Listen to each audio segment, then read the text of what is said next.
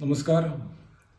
संत स्वामी महाराज सांगते या आपल्या चॅनलमध्ये मी विलास गावरसकर आपल्या सर्वांचं मनापासून स्वागत करतो. मंडळी, आज चांगला योगायोग आहे. मी अक्कलकोटमध्ये आहे. स्वामींचं नुकतंच दर्शन झालं आणि एका कमेंटला मला आत्ता उत्तर द्यायचं आहे. कमेंट ही संकल्पाच्या अनुसरून होती.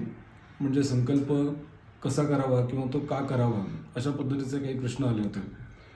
खरं तर संकल्पावरती यापूर्वी पण आपण बोललेलो आहे की संकल्प म्हणजे एक कमिटमेंट आहे.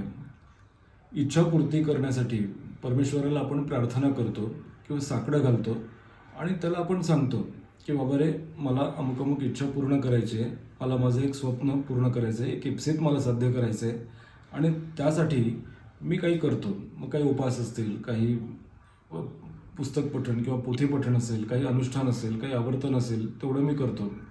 हे थोडंसं देवाबरोबरचं कॉन्ट्रॅक्टिंग होतं, म्हणून तो संकल्प महत्त्वाचा आहे. भक्ती कधी आपण सुरू करावी, तर भक्ती इतकी साधी, सोपी आणि सरळ आहे की आत्ता या क्षणापासून सुद्धा तुम्ही भक्ती करू शकता. मी आत्ता तुमच्याशी बोलतोय ते माझी स्वामींवरची भक्ती आहे म्हणूनच, माझी कामावरती भक्ती आहे म्हणूनच. साधं पाणी जरी आपण घेतलं तरीसुद्धा त्यात भक्ती जर असेल, बघितली आपण, तर त्याचं तीर्थ होतं. अन्नामध्ये बघितले तर त्याचा प्रसाद आहे. प्रवास तुम्ही जर भक्तिभावाने केला तर ती यात्रा होते. त्यामुळे भक्ती आपण सहजपणे करू शकतो. मानवी स्नेहसंबंध किंवा परस्परांमधला व्यवहार याच्यामध्ये जर भक्ती आणली तर त्याला आपण माणुसकी म्हणतो. त्यामुळे भक्ती आपण या क्षणापासून सुरू करू शकतो. पण ज्यावेळेस आपल्याला एखादं मोठं स्वप्न साकारायचं असतं किंवा एखादं इप्सित साध्य करायचं असतं त्यावेळेला आपण संकल्प करतो. संकल्प महत्त्वाचा आहे. बऱ्याचदा असं होतं की आम्ही नित्यसेवा करतो, रोज आंघोळ करताना आम्ही एखादा मंत्र म्हणतो किंवा आंघोळ करताना आम्ही एखादा श्लोक जे पाठ आहेत ते म्हणतो. आम्हाला वेळ नसतो, तर मग ते चालत नाही का?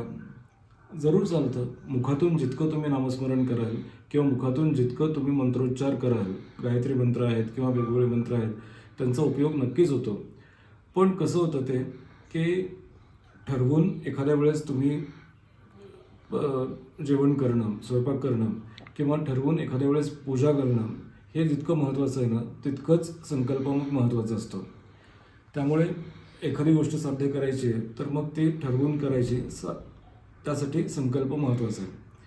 आता संकल्प साग्रसंगीत करण्यासाठी आपण काही पौरोहित्य करत नाही. आपण सर्वसामान्य माणसं आहोत. रोजच्या दिवसाला आपापले वेगवेगळे आव्हानं असतात, वेगवेगळे टेन्शन्स असतात आणि तरी आपल्याला आपलं स्वप्न पूर्ण करायचं असतं. पण मग कुणावर तरी आपण अवलंबून राहिलो किंवा मग त्या गुरुजींच्या वेळा, आपल्या वेळा, तो ठराविक दिवस, मुहूर्त, नक्षत्र ह्या सगळ्या गोष्टींचा योग जुळवून येणं खूप कठीण होतं. म्हणून अगदी साधं, सोपं, सरळ घरच्या घरीसुद्धा आपण करू शकतो. काय करायचं? आपल्याकडे ताम्हण असतं किंवा कलश असतो, पळी असते, पाणी असतं, फुलं असतात, अक्षता असतं, गंध असतं किंवा हळदी कुंकू वगैरे असतं. तेवढं असल्याने आपण संकल्प करू शकतो. आसन घेतल्यानंतर पळीभर पाणी आपण उजव्या हातात घ्यायचं, ताम्हणात घ्यायचं. आधी गणपतीचं पूजन करायचं. गणपतीचं पूजन आपण सुपारीचं प्रतीक ठेवून पण करू शकतो. गणपती स्तोत्र म्हणायचं किंवा गणपतीचं नामस्मरण करायचं आणि त्या पाण्याने आपण संकल्प सोडायचा. पाण्यामध्ये पण ती शक्ती आहे. म्हणूनच गुरुजी लोक ज्यावेळेस पूजा करतात ना, त्यावेळेस आचमन करणं या सगळ्या गोष्टी करतात. कारण त्या पाण्यामध्ये त्या मंत्रांची शक्ती येते आणि आपला संकल्प कडेला जायला आपल्याला मदत होते. मग प्राणायाम करणं, कारण आपल्या शरीरामध्ये चक्र आहेत किंवा आपल्या शरीरामध्ये जी आध्यात्मिक ऊर्जा आहे त्यासाठी सूर्य आणि चंद्र ह्या नाड्या तुमच्या चांगल्या होण्यासाठी किंवा त्यांचं समन्वय साधण्यासाठी आपल्याला प्राणायाम करणं जास्त गरजेचं आहे. म्हणजे तो खूप घाईघाईत केला जातो. जिथे पूजा असते किंवा काय असते, यजमानांकडे वेळ नसतो आणि गुरुजींकडे तेवढा वेळ नसतो. पण तिथं आपण जर सागरसंगीत प्राणायाम केला, 2 मिनटं 5 मिनटं ध्यान लावलं डोळे मिटून, तर अतिशय उत्तम असं होऊ शकतं. त्यानंतर मग तुम्ही विष्णू सहस्त्रनामातला पहिला श्लोक आहे तो म्हणू शकता. विष्णू सहस्त्रनाम हे सुद्धा एक अतिशय भक्तांसाठी लोकप्रिय तर आहेच आहे, पण खूप लोकांना त्याचं पाठांतरही असतं. त्यामुळे तो पहिला श्लोकसुद्धा तुम्ही म्हणू शकता.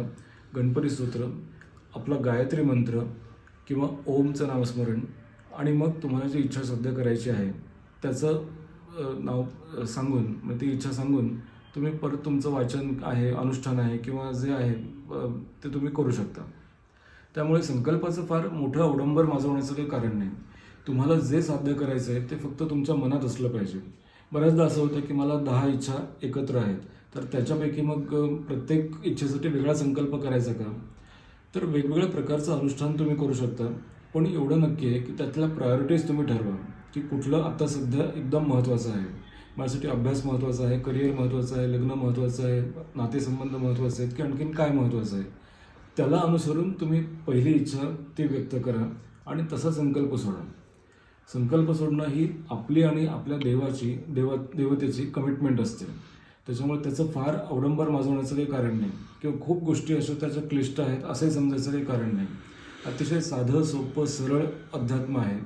आपल्याकडे ज्या गोष्टी उपलब्ध आहेत त्याच गोष्टींनी आपल्याला ती कमिटमेंट करायची आहे. त्यामुळे घाबरायचं कारण नाही, काळजीचं कारण नाही. जर तुमच्याकडे वेळ, ऊर्जा आणि बाकी सगळ्या गोष्टींचा योग जुळून येत असेल तर सागर संगीत आपण गुरुजींकडनं संकल्प सोडून एखादी गोष्ट करू शकतो. पण दैनंदिन जीवनामध्ये जो झगडा आपला चाललेला असतो, जी आव्हानं आपल्याला येत असतात, त्यासाठी आपण स्वतःहून काही मानसपूजा जसं करतो तशाच पद्धतीचे साधे सोपे सरळ संकल्प पण तितकेच करू शकतो. अध्यात्म हे क्लिष्ट नाही आहे. माझं म्हणणं एवढंच आहे की अध्यात्म क्लिष्ट नाही आहे. तुम्ही तुमच्या सोयीप्रमाणे चांगल्या आचरणातून, चांगल्या मनातून, चांगल्या भावनेतून जर एखादी गोष्ट केली तर ती नक्की साध्य होते. भावनाच मुळात जर हे नसेल तर तुमचे 100 मंत्र पाठ झाले असतील, तुमचं पठण खूप चांगलं असेल तर किती उपयोग होईल मला सांगा. तुमचं आचरण चांगलं नसेल, व्यवहार चांगला नसेल किंवा तुम्हाला शिस्त नसेल तर या गोष्टींचा काही उपयोग नाही ना. म्हणून साधेपणा हा जास्त महत्त्वाचा आहे. सच्चेपणा, प्रामाणिकपणा आणि भगवंताशी एकनिष्ठपणा तो असला की साधा सोपा सरळ संकल्प जसं आपण मगाशी म्हटलं तसं पण सोडता येऊ शकतो.